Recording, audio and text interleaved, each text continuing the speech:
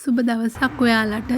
ඔන්න ඉතින් අද පාපිසි මහන ඔයාලට ඉතා වැදගත් වේ කියලා ඉතින් ලස්සන වීඩියෝ එකක් ලබට ආවා.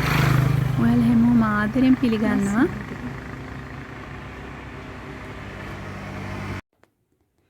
පොඩ්ඩක් ගෙදර නැති අතරේ ආවනේ මම ටටක් ගාලා මේ පටි ටික කපා ගත්තා. මේ චූටි පටි කැලිත් අහක දාන්න එපා. මේවත් රැලි පටි වලට මම උනන්න පුළුවන්. මම ඔයාලට ඒකත් වීඩියෝ එකකින් පෙන්නන්නම්. කොහොමද මේ චූටි පටි කැලි මේ එකට අමුණන්නේ කියලා. මොකද මේ පටි අහක දාන්න බෑ. දැන් පාපිස්සා කියන එක අපි සාමාන්‍ය රුපියල් 200කට 250කට වගේනේ විකුණන්නේ. ඉතින් එහෙන් බලනකොට අපිට මේ රැකියාවේදී අර පිරිමැස්ම කියන එකත් ගොඩාක් වටිනවා. ඉතින් මේ සැරේ මට ලොකු රෙදි කෑලි ටිකක් අහුවෙලා තියෙනවා ළමයි. මේ හොඳ රෙදි කෑලි ටිකක් අහුවෙලා තියෙනවා. ඉතින් මේ වගේ රෙදි ටිකක් හම්බුණාම අපත යන ප්‍රමාණය ගොඩක් අඩුයි. ලස්සන පාටක්. මේ වගේ පටි කපලා අපත යන්නේ බොහෝම චුට්ට ප්‍රමාණයක් අපත යන්නේ. ඉතින් ඒකයි මං කිව්වේ මේ හොඳ රෙදි ටිකක් කියලා. අපිට අපත යන ගොඩක් වටිනවා. ඒ වගේ මේ මං අවසාන කැපිලා ඉතුරු වෙන කෑලි මේ ඒවත් මම එකතු කරගන්නවා. විසික් කරන්නේ නැහැ. මේ වගේනුත් මම ලස්සන වැඩක් කරන්න ඉතාල ඉන්නේ. මම ඔයාලට ඒකේ වීඩියෝ එකකුත් අරන් ඉන්නයි යාළුවනේ. ඒ වගේම තව දෙයක් මේ මම පටි කපලා රැලි කරගත්තේ ඒවා. මේ සුදු පාට මේ රැලි කරගෙන මේ ඔක්කොම මම මේ එක පාටට මම මේ බකට් වලට දාගෙන තියෙන්නේ. එතකොට ඒක හරි ලේසි. පිළිවෙලයි එතකොට. නැත්තම් මේව හැමතැනම ගේ පුරා ඉවරුණා මේකත් මට මහ වදයක් වගේ. ඒත් එකම තව දෙයක් කියන්න ඕනේ යාළුවනේ. මේ මම පාපිසි වල අඩිය සඳහා පාවිච්චි කරන්නේ මේ ඩෙනිම් රෙදි. මම මේක ඊයේ මං ගෙනාවේ රුපියල් 450කට. රෙදි ලොකු රෙදි පළුවක් තිබ්බේ. ඒ රෙදි පළුවෙන් මං ඩෙනිම් අඩි 8ක් විතර වගේ කපා ගත්තා. ඉතින් මේ හරි මඩු මුදලකින් මේ වගේ දෙයක් කරන්න පුළුවන් කියලා මම ඒකයි කියන්නේ. ලොකු වේදමක් යන්නේ පාපිසි වගේ දෙයක් මේවා කරනකොට මහණ්ඩත් හරි පහසුයි. මේ අපිට ගෙදර ඉන්න ගමන් ළමයිගේ වැඩත් කරගන්න ගමන් මේ වගේ දෙයක් කරන්න හරි පහසුයි. ඒ වගේම තව දෙයක් කියන්න ඕන ළමයි යාළුවනේ.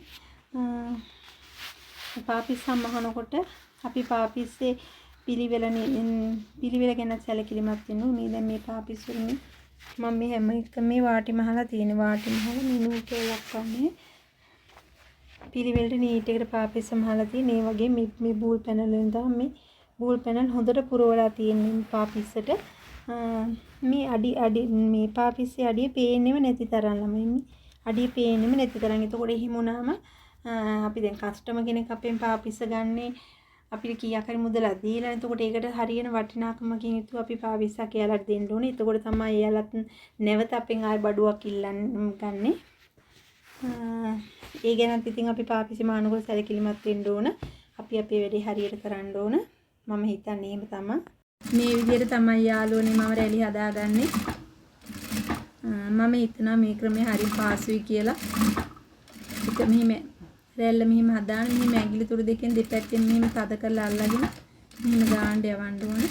මේ මැෂින් එකේ තියෙන සානෝමල් පුට් එක තමයි මම පටි රැලි කරන්නේ. එක ගාන්න මෙහෙම රැලි ටික මෙහෙම එක ගාන්න හදාගෙන මේ විදිහට මේවා කරන්න ඕන. මම හිතනවා මේ ක්‍රමය හරිම පහසුයි කියලා. මීට වඩා තවත් පහසු ක්‍රමයක් ඔයාලා දාන්න නම් මට කමෙන්ට් එකක් දාන්න.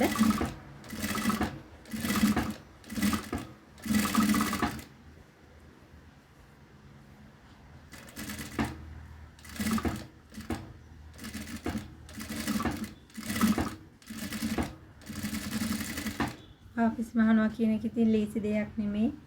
පටි කපාගෙන රැලි කරගෙන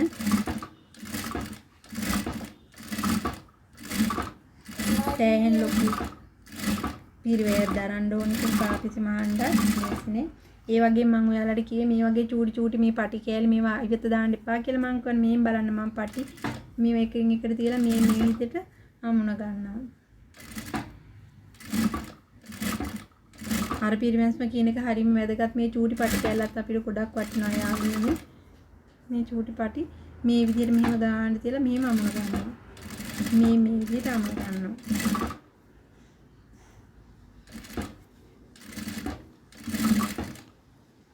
මේකෙන් අපිට මහා ලොකු ලාභයක් නෑ. රුපියල් 200 250කට වගේ අපි පාපිස්සක් විකුණන්නේ.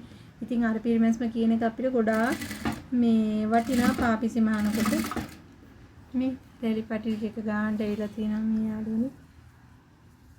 මං කියේ මේ චූටි පටි මේ ඒවත් මෙහෙම එක ගාන්න මේ වමුණගෙන මේ හොඳට ගාන්න ඇවිල්ලා තියෙන රෙලි පටි ටික. මේක මේ විදිහටම වැල වගේ තියලා මේ විදිහට පාපිස්සට තියලා අල්ල ගන්නවා.